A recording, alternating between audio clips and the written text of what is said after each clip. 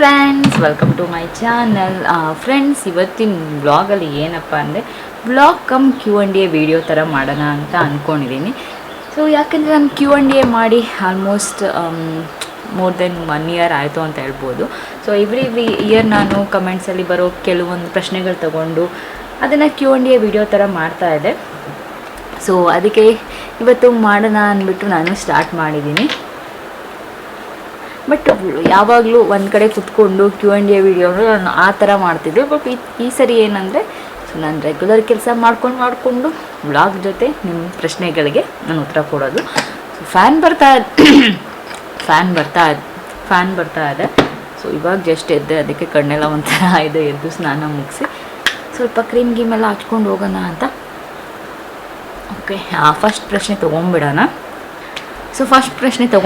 First ಮೊದಲನೇ ಪ್ರಶ್ನೆ ಏನು ಬಂದು ಅಂದರೆ, ರಮ್ಯಾ ಇದೆ ಇವಾಗ ಬೇಬಿ ಬೇಡ ಅಂತ ಹೇಳಿದ್ರಿ, ಹೇಗೆ ನಿಮ್ಮದು ಫ್ಯಾಮಿಲಿ ಪ್ಲ್ಯಾನಿಂಗ್ ಮಾಡ್ತಾಯಿದ್ದೀರಾ ಅಂತೆಲ್ಲ. ಸೊ ನಾವು ಮದುವೆ ಆದಮೇಲೂ ಕೂಡ ಅಷ್ಟೇ. ಸೊ ಫ್ಯಾಮಿಲಿ ಪ್ಲ್ಯಾನಿಂಗಲ್ಲೇ ಇದ್ದಿದ್ದು. ಅದ್ರ ಬಗ್ಗೆ ನಾನು ಸಪ್ರೇಟಾಗಿ ವಿಡಿಯೋ ಕೂಡ ಮಾಡ್ತೀನಿ ನೆಕ್ಸ್ಟು. ಏನಿಗೆ ಯಾವ್ಯಾವ ರೀತಿ ನೀವು ಕೂಡ ಫಾಲೋ ಮಾಡ್ಬೋದು ಅಂತ. ಇದು ಜಸ್ಟ್ Q&A ವಿಡಿಯೋ ಆಗಿರೋದ್ರಿಂದ ನಾನೇನು ಫಾಲೋ ಮಾಡ್ತಿದ್ದೀನಿ ಅದಷ್ಟೇ ಹೇಳ್ತೀನಿ. ನೆಕ್ಸ್ಟು ನಾನು ಬೇರೆ ಬೇರೆ ಮೆಥಡ್ಸ್ ಕೂಡ ನಾನು ತಿಳಿಸ್ಕೊಡ್ತೀನಿ. ಸೊ ನಾನು ಏನಂದರೆ ನಮ್ಮದು ನಾರ್ಮಲ್ 8 to 16 ಡೇಸ್ ಏನಿದೆ, ಯಾಕೆಂದರೆ ನನಗೆ ಪೀರಿಯಡ್ಸು ರೆಗ್ಯುಲರ್ ಆಗಿರೋದ್ರಿಂದ ನನಗೆ ಆ ಮೆಥಡ್ ವರ್ಕ್ ಆಗುತ್ತೆ. ಸೊ ಬಟ್ ಕೆಲವ್ರಿಗೆ ಪೀರಿಯಡ್ಸು ರೆಗ್ಯುಲರ್ ಆಗಿರಲ್ಲ, ಅವ್ರಿಗೆ ಅಷ್ಟು ವರ್ಕ್ ಆಗೋಲ್ಲ. ಸೊ ನನಗೆ ರೆಗ್ಯುಲರ್ ಆಗಿದೆ 28 to 30 ಡೇಸ್ ಸೈಕಲ್ ಇದೆ ನನಗೆ. ಸೊ ಅದು ವರ್ಕ್ ಆಗುತ್ತೆ. ಅದಕ್ಕೆ 8 to 16 ಡೇಸ್ ಮೆಥಡ್ ಏನಿದೆ ಅದನ್ನು ಫಾಲೋ ಮಾಡ್ತೀನಿ. ಸೊ ಅದರಿಂದ ಓಕೆ, ಅದರಿಂದ ಇದುವರೆಗೂ ಯಾವುದೇ ರೀತಿಯಾದ ಬೇರೆ ಪ್ರಾಬ್ಲಮ್ಸ್ ಆಗಿಲ್ಲ, ಮತ್ತು ಸೇಫ್ ಇದು. ಅದಕ್ಕೆ ಇದನ್ನು ಫಾಲೋ ಮಾಡ್ತಿದ್ದೀನಿ. ಸೊ ನಾನು ಅವಾಗಲೇ ಹೇಳಿದಾಗೆ ನಾನು ಸಪ್ರೇಟಾಗಿ ಒಂದು ವಿಡಿಯೋ ಮಾಡಿ ಅದರಲ್ಲಿ ಬೇರೆ ಮೆಥಡ್ಸ್ ಏನಿದೆ ಅದು ಕೂಡ ನಾನು ನಿಮಗೆ ತಿಳಿಸ್ಕೊಡ್ತೀನಿ. ಇವಾಗ ಕಾಫಿ ಕುಡಿತಾ ಇದ್ದೀನಿ, ಕಾಫಿ ಜೊತೆಗೆ ಬ್ರೇಕ್ಫಾಸ್ಟ್ ಕೂಡ ಮಾಡ್ತಾ ಇದ್ದೀನಿ. ಸೊ ಜಿಯನ್ಗೂ ಹಾಗೆಲ್ಲ ಕೊಟ್ಟಿದ್ದಾಯಿತು. ಸೊ ಸೆಕೆಂಡ್ ಕ್ವೆಶನ್ ಏನಂದರೆ, ರಮ್ಯಾ ನೀವು ಯಾವಾಗಲೂ ಯಾಕೆ ತಾಳಿ ಹಾಕ್ಕೊಂಡಿರಲ್ಲ ಅಂತ. ಸೊ ಹಾಕೋತಾ ಇದ್ದೆ. ಜಿಯನ್ ಪ್ರೆಗ್ನೆನ್ಸಿ ಟೈಮಲ್ಲಿ ಬಿಚ್ಚಡಕ್ಕೆ ಸ್ಟಾರ್ಟ್ ಆಗಿದ್ದು, ಆಮೇಲೆ ಅದು ಹಂಗೆ ಅಭ್ಯಾಸ ಆಗಿಬಿಟ್ಟಿದೆ. ಮತ್ತು ಇನ್ನೊಂದು ಏನಂದರೆ, ನಾವು ತಾಳಿ ಹಾಕ್ಕೊಳ್ಳೋದು ಇಂಪಾರ್ಟೆಂಟೇ. ಬಟ್ ನನ್ನ ಪ್ರಕಾರ ನಾವಿಬ್ಬರು ಒಬ್ರನ್ನೊಬ್ರು ಅರ್ಥ ಮಾಡ್ಕೊಂಡು ಹೆಂಗಿರ್ತೀವಿ. ಮತ್ತು ನನಗೇನು ಗೊತ್ತಾ, ನಾನು ಯಾವಾಗಲೂ ದೇವ್ರ ಹತ್ರ ಕೇಳ್ಕೊಬೇಕಾದ್ರೆ ನಾನು ಚೆನ್ನಾಗಿಲ್ಲ ಅಂತ ಕೇಳ್ಕೊಳ್ಳೋದಕ್ಕಿಂತ ಫಸ್ಟು ಚಂದು ಚೆನ್ನಾಗಿರಬೇಕು ಅಂತಲೇ ಕೇಳ್ಕೊಳ್ಳೋದು, ಜಿಯನ್ ಚೆನ್ನಾಗಿರಬೇಕು ಅಂತ. ಸೊ ನಾವು ಅವ್ರಿಗೆ ಯಾವಾಗಲೂ ಅವ್ರಿಗೆ ಒಳ್ಳೆ ಆರೋಗ್ಯ ಆಯುಷ್ ಕೊಟ್ಟು ಕಾಪಾಡೋ ಚಂದುಗೆ ಅಂತಲೇ ಕೇಳ್ಕೊಳ್ಳೋದು. ಸೊ ಅದರಿಂದ ನನಗೇನು ಅನ್ಸುತ್ತೆ, ನಾವಿಬ್ಬರು ಒಬ್ರಿಗೊಬ್ರು ಅರ್ಥ ಮಾಡಿಕೊಂಡು ಇರೋದು ಇಂಪಾರ್ಟೆಂಟು. ನಾವು ಎಷ್ಟು ಚೆನ್ನಾಗಿರ್ತೀವಿ ಅಂತ ಅನ್ನೋದು ಇಂಪಾರ್ಟೆಂಟು, ಮತ್ತು ನಾವು ಅವ್ರಿಗೆ ಎಷ್ಟು ಒಳ್ಳೇದು ಬಯಸ್ತೀವಿ ಅನ್ನೋದು ಇಂಪಾರ್ಟೆಂಟು ನನ್ನ ಪ್ರಕಾರ. ಹಂಗನ್ಬಿಟ್ಟು ನೀವು ಹೇಳೋದನ್ನ ನಾನು ತಪ್ಪು ಅಂತ ಹೇಳಲ್ಲ, ಹಾಕ್ಕೊಳ್ಳಿ ಅಂತ ಹೇಳೋದನ್ನ ಅದು ಕೂಡ ನಾನು ರೆಸ್ಪೆಕ್ಟ್ ಮಾಡ್ತೀನಿ. ಸೊ ಅದರಿಂದ ನಾನು ಜಾಸ್ತಿ ಅದನ್ನು ನಂಬೋದ್ರಿಂದ ಒಂದೊಂದ್ಸರಿ ಹೊರ್ಗಡೆ ಹೋದಾಗಿರ್ಬೋದು, ನಾನು ವೀಡಿಯೋ ಶೂಟ್ ಮಾಡಬೇಕಾದ್ರೆಲ್ಲ ಒಂದೊಂದ್ಸರಿ ನಾನು ತೆಗೆದಿಟ್ಟಿರ್ತೀನಿ. ನಾನು ತೆಗ್ದು ಇಡೋದೇ ಇಲ್ಲ ಅಂತೆಲ್ಲ. ಸೊ ಮನೇಲಿದ್ದಾಗಲೂ ಕೂಡ ನಾನು ತೆಗೆದಿಟ್ಟಿರ್ತೀನಿ. ಸೊ ಅದರಿಂದ ಅದಕ್ಕೆ ಹಾಕ್ಕೊಡಲ್ಲ ಅಷ್ಟೇ, ಅದು ಬಿಟ್ಟರೆ ಬೇರೆ ಏನೂ ಇಲ್ಲ. ಸೊ ನಿಮ್ಮ ಪ್ರಶ್ನೆಗೆ ಉತ್ತರ ಸಿಕ್ತು ಅಂದ್ಕೊಂಡಿದ್ದೀನಿ. ಬಟ್ ಯಾವಾಗಲೂ ಅಷ್ಟೇ, ನಾವು ಒಬ್ರಿಗೊಬ್ರು ಎಷ್ಟು ಅರ್ಥ ಮಾಡ್ಕೊಂಡಿರ್ತೀವಿ ಅನ್ನೋದೇ ಮುಖ್ಯ ಆಗುತ್ತೆ. ಗಂಡ ಹೆಂಡತಿ ನಾವು ಒಬ್ರಿಗೊಬ್ರು ಎಷ್ಟು ಅರ್ಥ ಮಾಡ್ಕೊಂಡಿರ್ತೀವಿ, ಒಬ್ರಿಗೊಬ್ರು ಎಷ್ಟು ಒಳ್ಳೆಯದನ್ನು ಬಯಸ್ತೀವಿ ಅನ್ನೋದೇ ಇಂಪಾರ್ಟೆಂಟ್ ಆಗುತ್ತೆ. ಸೊ ಫ್ರೆಂಡ್ಸ್, ಇವಾಗ ನಾನು ಪ್ರಿಪೇರ್ ಮಾಡ್ತಾ ಇದ್ದೆ. ಹಾಗೆ ಅದಕ್ಕೆ ಮುಂಚೆ ಥರ್ಡ್ ಕ್ವೆಶನ್ ಅಂದರೆ, ನಾನು ಆಲ್ರೆಡಿ ಏನೇನು ಕ್ವೆಶನ್ ಕೇಳಿದ್ದೀರಾ ಅದೆಲ್ಲ ಒಂದು ಕಡೆ ಬರ್ಕೊಂಡು ಅದ್ರ ಪ್ರಕಾರ ನಾನು ಹೇಳ್ತಾ ಹೋಗ್ತಾ ಇದ್ದೀನಿ. ಸೊ ಮೂರನೇ ಕ್ವೆಶನ್ ಏನಂದರೆ, ರಮ್ಯಾ ಸೊ ನಿಮಗೆ ಯಾವ ಯೂಟ್ಯೂಬರ್ ಅಂದರೆ ತುಂಬ ಇಷ್ಟ ಅಂತ. ನಾನು ತುಂಬ ಸರಿ ಹೇಳಿದ್ದೀನಿ, ನನಗೆ ಮಾರ್ಕ್ ವೈನ್ಸ್ ಅಂದರೆ ತುಂಬ ಇಷ್ಟ ಅಂತ. ಅವ್ರದ್ದು ಟ್ರಾವೆಲ್ ವಿಡಿಯೋಸ್ ಎಲ್ಲ ನಾನು ಚಾನಲ್ ಸ್ಟಾರ್ಟ್ ಮಾಡೋದಕ್ಕಿಂತ ಮುಂಚೆಯಿಂದನೂ ನೋಡ್ತಾ ಇದ್ದೀನಿ. ಸೊ ಅವಾಗಿಂದನೂ ನೋಡ್ತಾ ಇದ್ದೀನಿ, ಮೇ ಬಿ ಮದುವೆಗಿಂತ ಮುಂಚೆಯಿಂದನೂ ನೋಡ್ತಾ ಇದ್ದೆ ಅನಿಸುತ್ತೆ. ಸೊ ತುಂಬ ವರ್ಷಗಳಿಂದ ನೋಡ್ತಾ ಇದ್ದೀನಿ. ಹಾಗೆ ಇವಾಗ ಕೇಳ್ತಿದ್ದೆ, ಕನ್ನಡದಲ್ಲಿ ಯಾರು ಇಷ್ಟ ರಮ್ಯಾ ಅಂತ. ಸೊ ಕನ್ನಡದಲ್ಲಿ ನನಗೆ ಟ್ರಾವೆಲ್ ಇಷ್ಟ ಆಗಿರೋದ್ರಿಂದ ಟ್ರಾವೆಲ್ ರಿಲೇಟೆಡ್ ವಿಡಿಯೋಸ್ ಅಂದರೆ ನನಗೆ ಸಿಕ್ಕಾಬಟ್ಟೆ ಇಷ್ಟ ಆಗುತ್ತೆ. ಸೊ ನಮಗೆ ಜಿಯನ್ ಇಟ್ಕೊಂಡು ಟ್ರಾವೆಲ್ ಮಾಡೋದು ಸಿಕ್ಕಾಬಟ್ಟೆ ಕಷ್ಟ. ನಮಗೆ ಫುಲ್ ಟೈಮ್ ಟ್ರಾವೆಲ್ ಮಾಡೋದಕ್ಕಾಗೋದಿಲ್ಲ, ಯಾಕೆಂದರೆ ಜಿಯನ್ ಇರೋದ್ರಿಂದ. ಸೊ ನಾವು ವೆಕೇಷನ್ ಥರ ಹೋಗ್ತೀವಿ ಯಾವಾಗಲಾದ್ರೂ ಅಷ್ಟೇ. ಬಟ್ ನನಗೆ ಟ್ರಾವೆಲಿಂಗ್ ಅಂದರೆ ಸಿಕ್ಕಾಬಟ್ಟೆ ಇಷ್ಟ ಇರೋದ್ರಿಂದ ಫ್ಲೈಯಿಂಗ್ ಪಾಸ್ಪೋರ್ಟ್ ನನಗೆ ಇಷ್ಟ ಆಗುತ್ತೆ. ಯಾಕೆಂದರೆ ಅವ್ರ ಚಾನಲಲ್ಲಿ ಬೇರೆ ಕಂಟ್ರೀಸ್ಗೆಲ್ಲ ಹೋಗ್ತಾ ಇರ್ತಾರೆ, ಅದೆಲ್ಲ ತೋರಿಸೋದು ನನಗೆ ಇಷ್ಟ ಆಗುತ್ತೆ. ಸೊ ಬಟ್ ನಮಗೂ ಟ್ರಾವೆಲ್ ಮಾಡೋಕ್ಕಿಂತ ಏನು ಮಾಡೋದು, ಮಕ್ಕಳಾದಮೇಲೆ ಅವ್ರದ್ದು ಜವಾಬ್ದಾರಿ ಇರುತ್ತಲ್ಲ. ಸೊ ಅದಕ್ಕೆ ವೆಕೇಷನ್ ಥರ ನಾವು ಹೋಗ್ತೀವಿ. ಕುಕಿಂಗ್ ನಡೀತಾ ಇದೆ. ಸೊ ನೆಕ್ಸ್ಟ್ ಕ್ವಶನ್ ಬಂದು ಏನಪ್ಪ ಅಂದರೆ, ರಮ್ಯಾ ಮತ್ತೆ ಹೇರ್ಗೆ ಮತ್ತೆ ಹೇರ್ಗೆ ಟ್ರೀಟ್ಮೆಂಟ್ ಮಾಡಿಸಿದ್ರ ಅಂತ. ಹೌದು, ಮಾಡಿಸಿದ್ದೀನಿ. ಸೊ ಅಂದರೆ ಆವಾಗಲೇ ಮಾಡಿಸಿದ್ದೆ, ಇವಾಗ ಮತ್ತೆ ಮಾಡಿಸ್ಬೇಕು ಅಂತ ಅನ್ನಿಸ್ತು, ಅದಕ್ಕೆ ಮಾಡಿಸಿದ್ದೀನಿ. ಗೊತ್ತಿಲ್ಲ ಮತ್ತೆ ಮಾಡಿಸ್ತೀನ ನೆಕ್ಸ್ಟ್ ಟೈಮು ಇಲ್ವಾ, ಬಟ್ ಇವಾಗ ಮಾಡಿಸ್ಬೇಕು ಅನ್ನಿಸ್ತು, ಮಾಡಿದ್ದೀನಿ. ಸೊ ಇದು ನನ್ನ ನೆಕ್ಸ್ಟ್ ಕ್ವಶನ್. ಸೊ ಇನ್ನು ತುಂಬ ಇಂಟ್ರೆಸ್ಟಿಂಗ್ ಕ್ವೆಶನ್ಸ್ ಬರ್ತಾನೆ ಇರುತ್ತೆ. ಸೊ ಆದಷ್ಟು ನನಗೆ ಆನ್ಸರ್ ಮಾಡೋಕ್ಕೆ ಎಷ್ಟಾಗುತ್ತೆ ಅಷ್ಟು ನಾನು ಮಾಡ್ತೀನಿ. ನನ್ನ ನೆಕ್ಸ್ಟ್ ಕ್ವೆಶನ್ ಬಂದು, ರಮ್ಯಾ ನಿಮ್ಮದು ಮನೆ EMI ಯಾವಾಗ ಹೇಳಿದ್ರಿ, ಬಟ್ ನಮಗೆ ಅದು ಪೂರ್ತಿ ಗೊತ್ತಾಗಿಲ್ಲ ಅಂತ ಕೇಳಿದ್ರಿ. ಸೊ ಏನಂದರೆ ನಮ್ಮದು ಮನೆ EMI ಬಂದು ನಾವು ಎವ್ರಿ ಮಂತು 1,80,000 ಕಟ್ಟೋದು. ಸೊ ನಾವು 1.8 1.75 ಅಂತ ಹೇಳಿದಾಗ ಸ್ವಲ್ಪ ಜನಕ್ಕೆ ಗೊತ್ತಾಗಿರಲಿಲ್ಲ. ಆವಾಗ ಅವರು ಕಮೆಂಟ್ ಮಾಡ್ತಾಯಿದ್ರು. ಸೊ ಅವ್ರಿಗೋಸ್ಕರ ನಾನು ಇದನ್ನು ಆನ್ಸರ್ ಮಾಡ್ತಾಯಿದ್ದೀನಿ. ಸೊ ನಮ್ಮ ಮನೆ ಲೋನ್ ಬಂದು 1,80,000 ಕಟ್ಟೋದು ನಾವು ಪ್ರತಿ ತಿಂಗಳು. ಆಫ್ಟರ್ನೂನ್ ಏನಾಯಿತು ಅಂದರೆ, ಲಂಚೆಲ್ಲ ಆದಮೇಲೆ ನಂಗೆ ಯಾಕೋ ಸ್ವಲ್ಪ ಹೆಡೇಕ್ ಇತ್ತು, ಅದಕ್ಕೆ ಮಲಗಿಬಿಟ್ಟಿದ್ದೆ ಜಿಯನ್ ಜೊತೆ. ಸೊ ಅದಾದಮೇಲೆ ಇವಾಗ ಟೀ ಮಾಡ್ತಿದ್ದೀನಿ. ನೆಕ್ಸ್ಟ್ ಕ್ವೆಶನ್ ಬಂದು, ರಮ್ಯಾ ಜಿಯನ್ಗೆ ಇವಾಗ ಎಷ್ಟು ವರ್ಷ ಅಂತ. ಸೊ ನನಗೆ ರೆಗ್ಯುಲರ್ ಫಾಲೋ ಮಾಡ್ತಿರೋರಿಗೆಲ್ಲರಿಗೂ ಗೊತ್ತು ಜಿಯನ್ಗೆ ಎಷ್ಟು ವರ್ಷ ಅಂತ. ಈ ಜೂನ್ 9th ಅಂದರೆ ಅವನಿಗೆ 4 years ಆಗುತ್ತೆ. ಸೊ ಅದ್ರ ಪ್ರಕಾರನೇ ನಾನು ಹೇಳ್ತಾ ಇದ್ದಿದ್ದು, ಅವನಿಗೆ ಫಸ್ಟ್ ಸ್ಟ್ಯಾಂಡರ್ಡ್ ಹೋಗೋಷ್ಟರಲ್ಲಿ 6 years ಆಗಲ್ಲ, ಮೇ ಬಿ 1 year ರಿಪೀಟ್ ಮಾಡಿಸ್ಬೇಕಾಗತ್ತೆ. ಅಷ್ಟರಲ್ಲಿ ಏನಾದರೂ ಬೇರೆ ಚೇಂಜ್ ಆದರೆ ಅವನಿಗೆ ಸರಿ ಹೋಗುತ್ತೆ, ನೋಡೋಣ.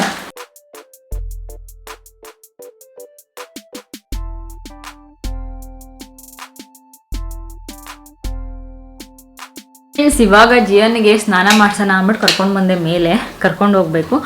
ಸೊ ನೆಕ್ಸ್ಟ್ ಪ್ರಶ್ನೆ ಬಂದು, ರಮ್ಯಾ ನೀವೇನು ಓದಿದ್ದೀರಾ, ಚಂದು ಏನು ಓದಿದ್ದಾರೆ ಅಂತ. ಅದು ನಮ್ಮ ಹೊಸದಾಗಿ ಯಾರು ಸಬ್ಸ್ಕ್ರೈಬರ್ಸ್ ಇದ್ದಾರೆ ಮತ್ತು ಹೊಸ ವ್ಯೂವರ್ಸ್ ಯಾರಿದ್ದಾರೆ ಅವ್ರ ಪ್ರಶ್ನೆ. ಸೊ ಚಂದು BE ಮಾಡಿದ್ದಾರೆ, ನಾನು MCA ಮಾಡಿದ್ದೀನಿ. ಹಾಗೆ ಚಂದು CTO ಆಗಿ ವರ್ಕ್ ಮಾಡ್ತಾರೆ. ಸಪ್ರೇಟಾಗಿ ವೀಡಿಯೋನೇ ಮಾಡಿದ್ದೀವಿ ನಾವು, ಚಂದು ಏನು ವರ್ಕ್ ಮಾಡ್ತಾರೆ ಅಂತೆಲ್ಲ. ಸೊ ಇನ್ನು ಯಾರಾದರೂ ನೋಡಿಲ್ಲ ಅಂದರೆ ಆ ವಿಡಿಯೋ ಹೋಗಿ ನೋಡಿ, ಯಾರು ನೋಡಿಲ್ಲ ಅವ್ರಿಗೆ ನನ್ನ ಈ ಆನ್ಸರ್. ಇಲ್ಲಿದೆ ನೋಡಿ, ಸ್ನಾನ ಮಾಡೋದಕ್ಕೆ ರೆಡಿ ಆಗ್ತಿದ್ದಾರೆ. ರೆಡಿ, ಹೋಗೋಣ ಸ್ನಾನಕ್ಕೆ. ಓಕೆ ಫ್ರೆಂಡ್ಸ್, ಜಿಯನ್ಗೆ ಸ್ನಾನ ಮಾಡಿಸಿದ್ದು ಆಯಿತು, ಕಳಿಸಿದ್ದು ಆಯಿತು. ಇವತ್ತು ವರ್ಕೌಟ್ ಬೇರೆ ಮಾಡಿಲ್ಲ, ಮೇಲೋಗಿ ಸ್ವಲ್ಪ ಹೊತ್ತು ಮಾಡೋಣ ಅಂತ ಅಂದ್ಕೊಂಡಿದ್ದೀನಿ. ಒಂದು 15 minutes. ಇವತ್ತು ಜಾಸ್ತಿ ಏನು ಅಷ್ಟೊಂದು ಗೊತ್ತಿಲ್ಲ. ಬೆಳಗ್ಗೆ ನಾನು ಹೇಳಿದ್ನಲ್ಲ, ಬೆಳಗ್ಗೆ ಸ್ವಲ್ಪ ಹೆಡ್ಏಕ್ ಇರೋದ್ರಿಂದ ಅದಕ್ಕೆ ವ್ಲಾಗ್ಸ್ ನಾನು ಸರಿಯಾಗಿ ಮಾಡೋಕ್ಕೆ ಆಗಲಿಲ್ಲ ಈ ವೀಕು. ಬೇರೆ ಕೆಲಸ ಅದು ಇದು, ಜಿಯನ್ ಬರ್ಡೇ ಪ್ರಿಪ್ರೇಷನ್ನು ಅದು ಇದು, ಅದರಲ್ಲೇ ಬ್ಯುಸಿ ಆಗಿಬಿಟ್ಟೆ ಅಂತ ಹೇಳ್ಬೋದು. ಆಮೇಲೆ ಅಯ್ಯೋ ಈ ವೀಕು ಸರಿಯಾಗಿ ವ್ಲಾಗ್ಸೇ ಮಾಡಿಲ್ಲ ಅಂದ್ಬಿಟ್ಟು ನೆನಪಿಸ್ಕೊಂಡೆ. ಆಮೇಲೆ Q&A ವಿಡಿಯೋ ಮಾಡಬೇಕಂತ ತುಂಬ ದಿನದಿಂದ ಅಂದ್ಕೊಂಡಿದ್ದೆ ಕೂಡ. ಸೊ ಅದಕ್ಕೆ ಮಾಡ್ಕೊಂಡು ಹೋಗ್ತಾ ಇದ್ದೀನಿ. ಸೊ ನೆಕ್ಸ್ಟ್ ಕ್ವೆಶನ್ ಬಂದು, ರಮ್ಯಾ ನಿಮ್ಮದು ಮನೆ ಎಷ್ಟು ತೊಗೊಂಡಿದ್ದು ನೀವು ಪ್ರೈಸು ನಮಗೆ ಕರೆಕ್ಟಾಗಿ ಹೇಳಿ ಅಂತ. ಸೊ ನಮ್ಮದು ಓವರಾಲ್ ಹೇಳ್ಬಿಡ್ತೀನಿ, ಆಲ್ಮೋಸ್ಟ್ 3.3 ಆಯಿತು ಅಂತ ಹೇಳ್ಬೋದು. ನಿಮಗೆ ಗೊತ್ತು ಬ್ಯಾಂಗ್ಳೂರಲ್ಲಿ ಒಳಗಡೆ ಮನೆ ಸಿಗೋದು ಎಷ್ಟು ಕಷ್ಟ ಸಿಟಿಲಿ ಅಂತ. ಇವಾಗ ಸಿಟಿಯಿಂದ ಹೊರಗಡೆ ಹೋಗ್ತೀವಿ ಅಂದರೂ ಕೂಡ ತುಂಬ ದುಡ್ಡಾಗುತ್ತೆ. ಫ್ರೆಂಡ್ಸ್, ಊಟ ಎಲ್ಲ ಮುಗೀತು, ಸ್ವಲ್ಪ ಕ್ಲೋತ್ಸ್ ಎಲ್ಲ ಇತ್ತು, ಅದನ್ನೆಲ್ಲ ಎತ್ತಿಡೋದಕ್ಕೆ ಅಂತ ಬಂದೆ. ಡೈಲಿ ಅದು ಇದ್ದೇ ಇರುತ್ತೆ, ಅಂದರೆ ಒಂದಿನ ಬಿಟ್ಟು ಒಂದಿನ, ಯಾಕೆಂದರೆ ನಾನು ಸ್ವಲ್ಪ ಇರಬೇಕಾದ್ರೇ ವಾಶ್ಗೆ ಹಾಕ್ಬಿಡ್ತೀನಿ ಅದಕ್ಕೆ. ಸೊ ನೆಕ್ಸ್ಟ್ ಕ್ವಶನ್ ಬಂದು, ರಮ್ಯಾ ನೀವು ಎಷ್ಟು ಹೈಟ್ ಇದ್ದೀರಾ ಅಂತ. ಸೊ ನಾನು 5 feet ಇದ್ದೀನಿ, ತುಂಬ ಸರಿ ಹೇಳಿದ್ದೀನಿ. ಬಟ್ ನಾನು Q&A ವಿಡಿಯೋ ಮಾಡಿದಾಗ ಸೊ ಯಾವ್ದು ಜಾಸ್ತಿ ಕ್ವೆಶನ್ಸ್ ಬರ್ತಾ ಇರುತ್ತೆ. ಅಂದರೆ ಅವಾಗಿಂದ ಆಲ್ಮೋಸ್ಟ್ 1 year ಕೆಲವ್ರು ಹೋಗ್ಬಿಟ್ಟು ಲಾಸ್ಟ್ 2 videos ನೋಡಿಬಿಟ್ಟು ಆಮೇಲೆ ಬಂದು ಕಮೆಂಟ್ ಹಾಕ್ಬಿಡ್ತಾರೆ, ಏನು ಈ ಕ್ವೆಶನೇ ಕೇಳಿಲ್ಲ ಅಂತ. ಸೊ ಇನ್ಸ್ಟಾಗ್ರಾಮಲ್ಲಿ ಕೂಡ ಬರುತ್ತೆ ನಂಗೆ ಒಂದೊಂದ್ಸರಿ ಮೆಸೇಜ್ಗಳು, ಅದೆಲ್ಲ ನಿಮ್ಗೆ ಕಾಣಿಸೋದಿಲ್ಲ. ಸೊ ಎಲ್ಲ ಇಟ್ಕೊಂಡು ನಾನು ಒಂದ್ಸರಿ ವಿಡಿಯೋ ಮಾಡೋದು. ಸೊ ದಯವಿಟ್ಟು ಅರ್ಥ ಮಾಡ್ಕೊಳ್ಳಿ, ಬರೀ 1 video 2 video ಕಮೆಂಟ್ಸ್ ನೋಡ್ಬಿಟ್ಟು ಬಂದು ಮತ್ತೆ ಕಮೆಂಟ್ ಹಾಕಬೇಡಿ. ಜಿಯಾನ್ ಫಸ್ಟ್ ಎಲ್ಲ ಎತ್ತಿಟ್ಬಿಟ್ರೆ ನಮ್ಮದು ಆಮೇಲೆ ಎತ್ತಿಡಕ್ಕೆ ಸರಿ ಹೋಗುತ್ತೆ.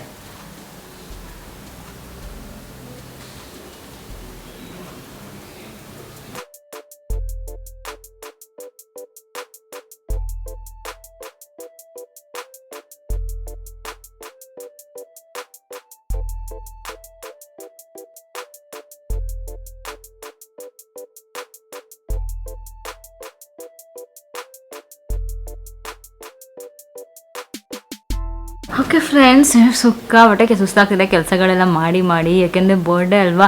ಆಮೇಲೆ ಈವ್ನಿಂಗ್ ಅಲ್ಲಿ ಬರ್ತ್ಡೇ ಮುಗಿಸ್ಕೊಂಡು ಮನೆಗೆ ಯಾರಾದರೂ ಬಂದರೆ ಸ್ವಲ್ಪ ಆ ಕಡೆ ಈ ಕಡೆ ಎಲ್ಲ ಒಂದು 2-3 ಡೇಸಿಂದ ಹಾಕ್ಬಿಟ್ಟಿದೆ, ಅದೆಲ್ಲ ಎತ್ತಿಡ್ತಾ ಇದೆ. ಸೊ ಅದೆಲ್ಲ ಕೆಲಸ ಮುಗೀತು.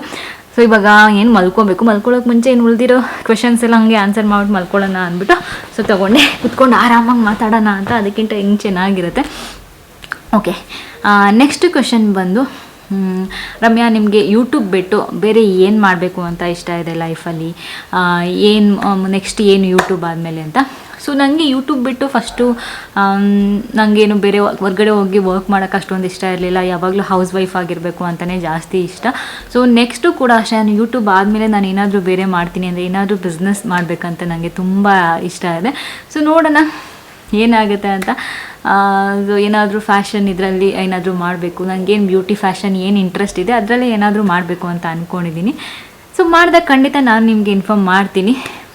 ಆವಾಗ ನೀವು ಕೂಡ ನೆಕ್ಸ್ಟ್ ನಾನು ಏನು ಮಾಡ್ತೀನಿ ಅದರಲ್ಲಿ ನೀವು ಕೂಡ ನಂದು ಆ ಒಂದು ಏನಂತಾರೆ ಆ ಒಂದು ಜರ್ನಿನೂ ಕೂಡ ನೀವು ನೋಡ್ಬೋದು.